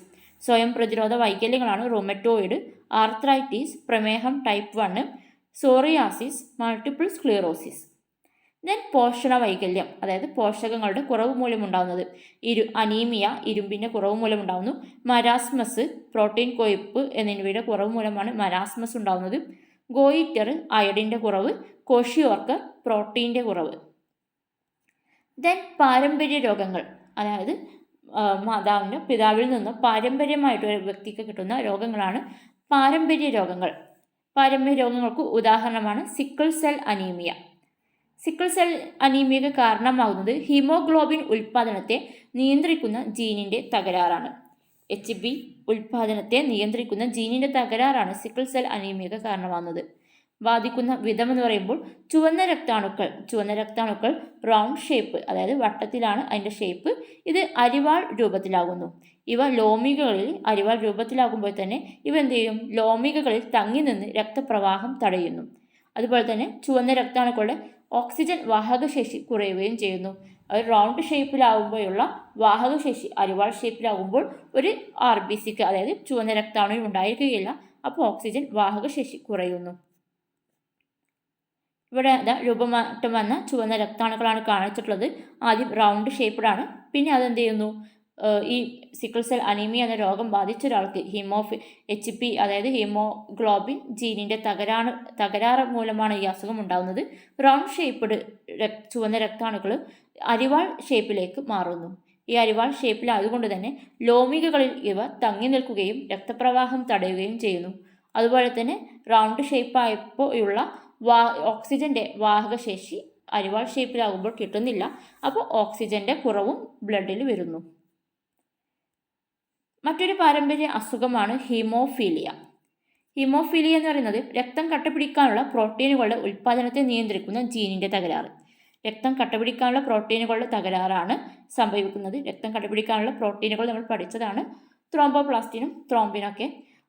And ഫൈബ്രിനോജനൊക്കെ. രക്തം കണ്ടുപിടിക്കാനുള്ള പ്രോട്ടീനുകളുടെ ഉൽപ്പാദനത്തെ നിയന്ത്രിക്കുന്ന ജീനിൻ്റെ തകരാറാണ് ഹീമോഫീലിയ എന്ന് പറയുന്നത്. ബാധിക്കുന്ന വിധം എന്ന് പറയുമ്പോൾ രക്തം കട്ടപിടിക്കാൻ സഹായിക്കുന്ന പ്രോട്ടീൻ്റെ അഭാവം കാരണം ചെറിയ മുറിവുകളിൽ നിന്ന് പോലും അമിത രക്തസ്രാവം. അപ്പോൾ ചെറിയ മുറിവ് ഉണ്ടായാലും അവിടെ രക്തം കട്ടപിടിക്കാനുള്ള പ്രോട്ടീനുകൾ ഉണ്ടാവില്ല. ഈ രോഗം ഹീമോഫീലിയ ഉണ്ടായ ഒരാൾക്ക് ചെറിയ മുറിവായാലും അവിടെ രക്തം കട്ടപിടിക്കാനുള്ള പ്രോട്ടീനുകൾ ഇല്ലാത്തതിനാൽ ചെറിയ മുറിവിൽ നിന്ന് പോലും അമിതമായിട്ട് രക്തം ലോസിങ് ഉണ്ടാവും, അമിത രക്തസ്രാവം ഉണ്ടായിരിക്കും. ദെൻ ഹാൻഡ് ബുക്കിൽ വന്നിട്ടുള്ള കാര്യങ്ങളാണ് കൂടുതൽ. ഹീമോഫീലിയയും സിക്കിൾ സെൽ അനീമിയയുമാണ് പാഠപുസ്തകത്തിൽ ഡിസ്കസ് ചെയ്യുന്നത്. കൂടുതൽ പാരമ്പര്യ രോഗങ്ങൾ ഹാൻഡ് ബുക്കിൽ തന്നിട്ടുണ്ട്. തലാസീമിയ രോഗം. തലാസീമിയ ഹീമോഗ്ലോബിൻ നിർമ്മാണത്തിൽ പങ്കാളിയായ ജീനുകളുടെ സംഭവിക്കുന്ന മാറ്റമാണ് തലാസീമിയക്ക് കാരണമാകുന്നത്. ബാധിക്കുന്ന വിധം എന്ന് പറയുന്നത് രക്തത്തിൽ ഓക്സിജൻ വാഹകശേഷി കുറയുന്നു. ഇത് അനീമിയ ഉണ്ടാക്കുന്നു. മറ്റൊരു രോഗമാണ് cystic fibrosis. CFTR gene, cystic fibrosis transmembrane conductance regular gene എന്ന ജീനിൻ്റെ മ്യൂട്ടേഷനാണ് സിസ്റ്റിക് ഫൈബ്രോസിസ് രോഗത്തിന് കാരണമാകുന്നത്. ഇതെങ്ങനെയാണ് ബാധിക്കുന്നത്? ശ്ലേഷ്മം വളരെ കട്ടിയുള്ളതും ഒട്ടുന്നതുമായി തീരുന്നു. സ്ഥിരമായിട്ട് ചുമ, ശ്വാസതടസ്സം, ശ്വാസകോശ രോഗങ്ങൾ ഉണ്ടാകുന്നു. ദഹനം, പോഷകങ്ങളുടെ ആഗിരണം എന്നിവ തടസ്സപ്പെടുന്നു. Then muscular dystrophy. Muscular dystrophy എന്ന രോഗത്തിന് കാരണമാകുന്നത് ജനിതക വൈകല്യം മൂലം ശരീരത്തിൽ ഡിസ്ട്രോഫിൻ എന്ന പ്രോട്ടീൻ കുറയുകയോ പൂർണ്ണമായ അഭാവം സംഭവിക്കുകയോ ചെയ്യുന്നു. ഇതെങ്ങനെയാണ് ബാധിക്കുന്നത്? മസ്കുലർ ഡിസ്ട്രോഫി ബാധിക്കുന്നത് പേശികൾ ദുർബലമാകുന്നു. കാലക്രമേണ പേശികൾ ക്ഷയിക്കുകയും ശരീരചലനങ്ങൾ നഷ്ടപ്പെടുകയും ചെയ്യുന്നു. ചിലപ്പോൾ ഹൃദയത്തെയും ശ്വാസകോശത്തെയും ബാധിക്കാം. ആൽബിനിസം. മെലാനിൻ എന്ന വർണ്ണകത്തിൻ്റെ നിർമ്മാണത്തെ നിയന്ത്രിക്കുന്ന ജീനുകളുടെ വൈകല്യമാണ് ആൽബിനിസം. സാധാരണയായിട്ട് TYR, OCA2, type TYRP1, SLC45A2 പോലുള്ള ജീനുകളിൽ സംഭവിക്കുന്ന മ്യൂട്ടേഷനാണ് കാരണം. ചർമ്മം, മുടി, കണ്ണ് എന്നിവയിൽ മെലാനിൻ കുറയുകയോ പൂർണ്ണമായി ഇല്ലാതാവുകയോ ചെയ്യാം. Last one, down syndrome. 21-ാം ക്രോമസോമിൻ്റെ ഒരു അധിക പകർപ്പ് ഉണ്ടാകുന്നത്. ട്രൈസോമി 21. ഇമ്പോർട്ടൻ്റ് ആണ് ഈ രോഗം. ഡൗൺ സിൻഡ്രോം 21-ാമത്തെ ക്രോമസോമിന് ഒരു അധിക പകർപ്പ് ഉണ്ടാകുന്നു. ട്രൈസോമി 21 ആണ് ഈ കണ്ടീഷനെ പറയുന്നത്. പേശികളുടെ ദൗർബല്യം, ഭൗതികശേഷി സാധാരണത്തേക്കാൾ കുറവായിരിക്കും. പഠനത്തിൽ വൈകല്യങ്ങൾ, ഭാഷയും സംസാര വികസനവും മന്ദഗതിയിൽ, ഹൃദയ വൈകല്യം, കേൾവി കാഴ്ച പ്രശ്നങ്ങൾ, പ്രതിരോധശേഷി കുറവ് എന്നിവയ്ക്ക് സാധ്യത കൂടുതലാണ്. ഇവിടെ കൃത്യമായിട്ട് രോഗങ്ങൾ, ഇവ പാരമ്പര്യ രോഗങ്ങളാണെന്ന് കണ്ടെത്തുക, പഠിച്ചു വെക്കുക. അതുപോലെ കാരണങ്ങളും കൃത്യമായിട്ട് പഠിച്ചു വെക്കണം. Thalassaemia, cystic fibrosis, muscular dystrophy, albinism, Down syndrome എല്ലാം പാരമ്പര്യ രോഗങ്ങളാണ്. അതുപോലെ തന്നെ സിക്കിൾ സെൽ അനീമിയയും ഹീമോഫീലിയയും. രോഗങ്ങളെ ഡയഗ്രാം തന്നിട്ടുണ്ട്. രോഗങ്ങൾ ഏതൊക്കെ തരം രോഗങ്ങളാണുള്ളത്? ആർജിത രോഗങ്ങളുണ്ട്, പാരമ്പര്യ രോഗങ്ങളുണ്ട്. ആർജിത രോഗങ്ങൾ എന്ന് പറഞ്ഞാൽ ജീവിതഘട്ടത്തിൽ വരുന്ന രോഗങ്ങളാണ് ആർജിത രോഗങ്ങൾ. പാരമ്പര്യ രോഗങ്ങൾ എന്ന് പറഞ്ഞാൽ ജന്മന അല്ലെങ്കിൽ ഒരു പാരൻസിൽ നിന്ന് വരുന്ന രോഗങ്ങളാണ് പാരമ്പര്യ രോഗങ്ങൾ. പാരമ്പര്യ രോഗങ്ങൾക്ക് ഉദാഹരണങ്ങളാണ് haemophilia, thalassaemia, cystic fibrosis, muscular dystrophy, albinism, Down syndrome. ആർജിത രോഗങ്ങൾ പകരുന്ന രോഗങ്ങളുണ്ട്, പകരാത്ത രോഗങ്ങളുണ്ട്.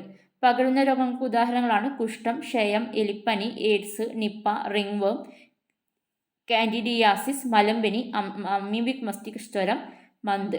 പകരുന്ന രോഗങ്ങൾ അല്ലെങ്കിൽ സാംക്രമിക രോഗങ്ങൾ എന്ന് പറയും. ഇവ സൂക്ഷ്മജീവികൾ കാരണമായിട്ടുണ്ടാകുന്നതാണ്. ബാക്ടീരിയ, ഫംഗസ്, വൈറസ്, പ്രോട്ടോസോവ, വിരകൾ കാരണമായിട്ടുണ്ടാകുന്ന അസുഖങ്ങളാണ് പകരുന്ന രോഗങ്ങളിൽ അധികമായിട്ടും വരുന്നത്. പകരാത്ത രോഗങ്ങൾ എന്ന് പറയുമ്പോൾ തൊഴിൽജന്യ രോഗങ്ങൾ പകരാത്ത രോഗങ്ങളാണ്. അതുപോലെ തന്നെ ജീവിതശൈലി രോഗങ്ങൾ. ഉദാഹരണങ്ങൾ പ്രമേഹം, ക്യാൻസർ, അമിത രക്തസമ്മർദ്ദം, silicosis, asbestosis, rheumatoid arthritis, anaemia, goitre. Then ചികിത്സ. ഒരു രോഗത്തിന് പല രീതി ചികിത്സകൾ നടക്കുന്നുണ്ട്. ആയുർവേദം, ഹോമിയോപ്പതി, ഇംഗ്ലീഷ് മരുന്നുകൾ പോലെ. ആയുർവേദത്തിൻ്റെ കണ്ടെത്തിയതാരാണ്? ചരകനാണ്. ആയുർവേദത്തിൻ്റെ പിതാവ് എന്നറിയപ്പെടുന്നത് ചരകനാണ്. ഹോമിയോപ്പതിയുടെ പിതാവ് എന്നറിയപ്പെടുന്നത് ജർമ്മൻകാരനായ സാമുവൽ ഹാനിമാനാണ്. ആധുനിക വൈദ്യശാസ്ത്രത്തിൻ്റെ പിതാവ് ഗ്രീക്കുകാരനായ ഹിപ്പോക്രാറ്റസുമാണ്. അപ്പോൾ ആയുർവേദം ചരകന്, ഹോമിയോപ്പതി സാമുവൽ ഹാനിമാൻ ജർമ്മൻകാരനാണ്. ആധുനിക വൈദ്യശാസ്ത്രം ഹിപ്പോക്രാറ്റസ് ഗ്രീക്ക്. ദെൻ രോഗനിർണയ ഉപകരണങ്ങൾ ഉപയോഗവും. സ്റ്റെതസ്കോപ്പ് ശരീരത്തിൻ്റെ അകത്തെ ശബ്ദ വ്യതിയാനങ്ങൾ തിരിച്ചറിയാനാണ് ഇത് പാഠപുസ്തകത്തിലുള്ള കാര്യമാണ്. സ്റ്റെതസ്കോപ്പ് ശരീരത്തിനകത്തെ ശബ്ദ വ്യതിയാനങ്ങൾ തിരിച്ചറിയാൻ. സ്ഫിഗ്മോമാനോമീറ്റർ രക്തസമ്മർദ്ദം അളക്കാനാണ്. ഡിജിറ്റൽ BP അപ്പാരറ്റസും രക്തസമ്മർദ്ദം അളക്കാനാണ്. പൾസ് ഓക്സിമീറ്റർ രക്തത്തിലെ ഓക്സിജൻ സാച്ചുറേഷൻ നിലയും ഹൃദയമിടിപ്പും അളക്കുന്നതിനാണ്. ദെൻ തെർമോമീറ്റർ ശരീരോഷ്മാവ് അളക്കാൻ. എൻഡോസ്കോപ്പ് ശരീര അറകളുടെ അവയവങ്ങളുടെയും ഉൾഭാഗത്തിൻ്റെ ദൃശ്യപരിശോധനയ്ക്ക് ഉപയോഗിക്കുന്നു. US scanner, CT scanner, MRI scanner ആന്തരികാവയവങ്ങളുടെ തകരാറുകൾ മനസ്സിലാക്കാൻ. ദെൻ സ്പെഷ്യലൈസേഷൻ, അതായത് നമ്മൾ മെഡിസിൻ എടുക്കുമ്പോൾ കൃത്യമായിട്ട് ഓരോ രോഗങ്ങൾക്കും ഓരോ വിഭാഗങ്ങളായിട്ടുണ്ട്. സ്പെഷ്യലൈസ്ഡ് ഡോക്ടേഴ്സ് ഉണ്ടായിരിക്കും. ജനറൽ മെഡിസിൻ എന്ന് പറയുന്നത് വിവിധ രോഗങ്ങളുടെ പ്രതിരോധം, രോഗനിർണയം, ചികിത്സ എന്നിവയാണ്. കാർഡിയോളജി എന്ന് പറയുന്നത് ഹൃദയ സംബന്ധമായിട്ടുള്ള ചികിത്സയാണ്.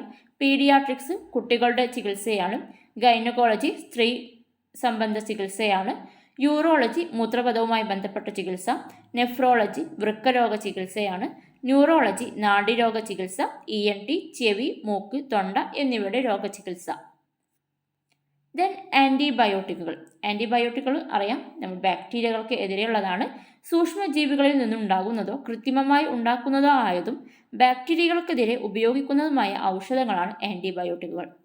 ആൻറ്റിബയോട്ടിക്കുകൾ കണ്ടെത്തിയതാരാണ്? അലക്സാണ്ടർ ഫ്ലെമിംഗ് ആണ്. 1928 അലക്സാണ്ടർ ഫ്ലെമിംഗ് ആണ് ആൻറ്റിബയോട്ടിക്കുകൾ കണ്ടെത്തുന്നത്. ബാക്ടീരിയ സ്റ്റാഫിലോകോക്കസ്, ഇദ്ദേഹം ചെയ്തത് ഒരു ട്രയൽ സ്റ്റാഫിലോകോക്കസ് എന്ന ബാക്ടീരിയയെ ഇദ്ദേഹം വളർത്തുന്നുണ്ടായിരുന്നു. പക്ഷെ അതിൽ ഒരു പെൻസിലിയം നൊട്ടാറ്റം എന്നൊരു ഫംഗസ് വരികയും ഈ ബാക്ടീരിയകളെല്ലാം ചത്തൊടുങ്ങുകയും ചെയ്യുന്നു. അപ്പോൾ ഇദ്ദേഹം കണ്ടെത്തുന്നു ഒരു ഫംഗസിൻ്റെ അപ്പിയറൻസ്, പെൻസിലിയം നൊട്ടാറ്റം എന്നൊരു ഫംഗസാണ് അവിടെ വന്നത്. ബാക്ടീരിയ സ്റ്റാഫിലോകോക്കസ് എന്ന ബാക്ടീരിയയെ നശിപ്പിച്ചു. അങ്ങനെയാണ് ആൻറ്റിബയോട്ടിക് എന്നൊരു കൺസെപ്റ്റിലേക്ക് അലക്സാണ്ടർ ഫ്ലെമിംഗ് എത്തുന്നതും 1928 ഇദ്ദേഹം കണ്ടെത്തുന്നത്. അപ്പോൾ സ്റ്റാഫിലോകോക്കസ് ബാക്ടീരിയയാണ്, ഫംഗസ് വരുന്നത് പെൻസിലിയം നൊട്ടാറ്റമാണ്. ഇദ്ദേഹം ഇത് ശുദ്ധീകരിച്ചെടുക്കുന്നില്ല, പിന്നീട് ഇത് ശുദ്ധീകരിച്ച് ഉണ്ടാക്കിയത് മറ്റ് രണ്ട് പേരാണ്, ഹൊവാർഡ് ഫ്ലോറിയും ഏണസ്റ്റ് ബോറിസും. ആൻറ്റിബയോട്ടിക്കിനെ ശുദ്ധീകരിച്ചെടുക്കുന്നത് ഹൊവാർഡ് ഫ്ലോറിയും ഏണസ്റ്റ് ബോറിസുമാണ്. അലക്സാണ്ടർ ഫ്ലെമിങ്ങിനും ഹൊവാർഡ് ഫ്ലോറിക്കും ഏണസ്റ്റ് ബോറിസിനു കൂടി 1945 ഇതിന് നോബൽ സമ്മാനം ലഭിക്കുന്നു. 1945 അലക്സാണ്ടർ ഫ്ലെമിങ്ങിനും ഹൊവാർഡ് ഫ്ലോറിക്കും ഏണസ്റ്റ് ബോറിസിനും ആൻറ്റിബയോട്ടിക് കണ്ടെത്തലിന് നോബൽ സമ്മാനം ലഭിക്കുന്നു. ദെൻ ആൻറ്റിബയോട്ടിക് എന്ന് പറയുന്നത് ബാക്ടീരിയക്കെതിരെയാണ്. ആൻറ്റി വൈറൽ എന്ന് പറയുന്നത് വൈറസിനെതിരെയാണ്. ആൻറ്റി ഫംഗൽ എന്ന് പറയുന്നത് ഫംഗസിനെതിരെ. ആൻറ്റി പ്രോട്ടോസോവൽ എന്ന് പറയുന്നത് പ്രോട്ടോസോവക്കെതിരെ. ആൻറ്റി ഹെൽമിന്ത് എന്ന് പറയുന്നത് വിരക്കെതിരെയാണ്. ആൻറ്റി എൽമിന്ത് എന്ന് പറയുന്നത് വിരകൾക്കെതിരെയാണ്. ആൻറ്റി പൈററ്റിക് എന്ന് പറയുന്നത് പനി കുറക്കാനുള്ളതാണ്. ദെൻ രക്തദാനം. 18 മുതൽ 60 വയസ്സുള്ള ആർക്കും രക്തം ദാനം ചെയ്യാം. രക്തദാനത്തിലുള്ള കുറച്ച് കണ്ടീഷൻസാണ് തന്നിട്ടുള്ളത്. 18 മുതൽ 60 വയസ്സ് വരെയാണ് ഇത് പറ്റുന്നത്. HB അതായത് ബ്ലഡ് കൗണ്ട് എന്ന് പറയുന്നത് 12.5 ഗ്രാം പെർ ഡെസിലിറ്ററിന് മുകളിലായിരിക്കണം. HP എന്ന് പറയുന്നത് 12.5 ഗ്രാം പെർ ഡെസിലിറ്ററിന് മുകളിലായിരിക്കണം. അതുപോലെ ആ വ്യക്തിയുടെ ഭാരം 50 കിലോഗ്രാമിന് മുകളിലുമായിരിക്കണം. അങ്ങനെയുള്ള ഒരാൾക്ക് എന്ത് ചെയ്യാം? രക്തം ദാനം ചെയ്യാം. രക്തനിവേശനം. രക്തം നൽകുന്നയാളിനെ രക്തദാതാവെന്നും രക്തം സ്വീകരിക്കുന്നയാളിനെ രക്തസ്വീകർത്താവ് എന്നും പറയും. രക്തത്തിൽ അടങ്ങിയിരിക്കുന്ന ആൻറ്റിജൻ അനുസരിച്ചിട്ടാണ് രക്തഗ്രൂപ്പുകളായി തിരിച്ചിട്ടുള്ളത്. ബ്ലഡ് ഗ്രൂപ്പ് AB, അതുപോലെ AB, O ഗ്രൂപ്പുകളുണ്ട്. ഇതെല്ലാം അതിലുള്ള രക്തഗ്രൂപ്പിന് അനുസരിച്ചിട്ടാണ് ഇതിന് പേര് നൽകിയിരിക്കുന്നത്. ദെൻ നമ്മൾ പോസിറ്റീവ് ഗ്രൂപ്പും നെഗറ്റീവ് ഗ്രൂപ്പും എന്നും പറയാറുണ്ട്. ഇതിന് അടിസ്ഥാനം എന്താണ്? ഡി ആൻറ്റിജൻ അല്ലെങ്കിൽ RH ഘടകത്തിൻ്റെ പ്രസൻസ് ആണ്. ഡി ആൻറ്റിജൻ ഉണ്ടെങ്കിൽ അല്ലെങ്കിൽ RH ഘടകം ഉണ്ടെങ്കിൽ പോസിറ്റീവ് ഗ്രൂപ്പ് എന്നും ഇല്ലെങ്കിൽ നെഗറ്റീവ് ഗ്രൂപ്പ് എന്നും പറയും. റീസസ് കുരങ്ങുകളിൽ നിന്നാണ് ഇത് കണ്ടെത്തിയിട്ടുള്ളത്. അതുകൊണ്ടാണ് RH എന്ന പേര് ഇതിന് നൽകിയത്. RH ഘടക സാന്നിധ്യമുള്ള രക്തഗ്രൂപ്പിനെ പോസിറ്റീവായും ഇല്ലാത്തതിനെ നെഗറ്റീവായിട്ടും കണക്കാക്കുന്നു. അപ്പോൾ രക്തഗ്രൂപ്പ് നോക്കുക. AB, AB and O. എയിലുള്ള ആൻറ്റിജൻ A ആണ്, ആൻറ്റിബോഡി B ആണ്. B രക്തഗ്രൂപ്പിൽ ആൻറ്റിജൻ Bയും ആൻറ്റിബോഡി Aയും. AB എന്ന രക്തഗ്രൂപ്പിൽ ആൻറ്റിജൻ Aയും ഉണ്ട്, Bയും ഉണ്ട്. ആൻറ്റിബോഡി ഇതിലില്ല. ഓക്സിജൻ ഒ ഗ്രൂപ്പ് ഒ രക്തഗ്രൂപ്പിൽ ആൻറ്റിജൻ ഇല്ല. ആൻറ്റിബോഡി എയും ഉണ്ട് ബിയും ഉണ്ട്. ദെൻ പോസിറ്റീവ് നെഗറ്റീവ് കണക്കാക്കുന്നത് RH ഫാക്ടറിനനുസരിച്ചിട്ടാണ്.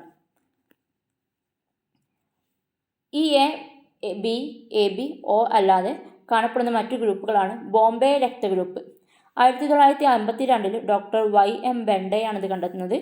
H ആൻറ്റിജൻ ഇതിൽ ഉണ്ടായിരിക്കില്ല. ആൻറ്റിജൻ ആണ്. H ആൻറ്റിജൻ ഇല്ലാത്ത ഗ്രൂപ്പാണ്, ബ്ലഡ് ഗ്രൂപ്പാണ് ബോംബെ രക്തഗ്രൂപ്പ്. ലക്ഷത്തിൽ 1 പേർക്കോ ഒക്കെയാണ് ഈ ബോംബെ രക്തഗ്രൂപ്പ് ഉണ്ടാവുക. 1952 ഡോക്ടർ YM ബെൻഡെയാണ് ഇത് കണ്ടെത്തുന്നത്. ദെൻ ഗോൾഡൻ രക്തഗ്രൂപ്പ്. ഗോൾഡൻ രക്തഗ്രൂപ്പ് വളരെ റയറായിട്ടുള്ള രക്തഗ്രൂപ്പാണ്.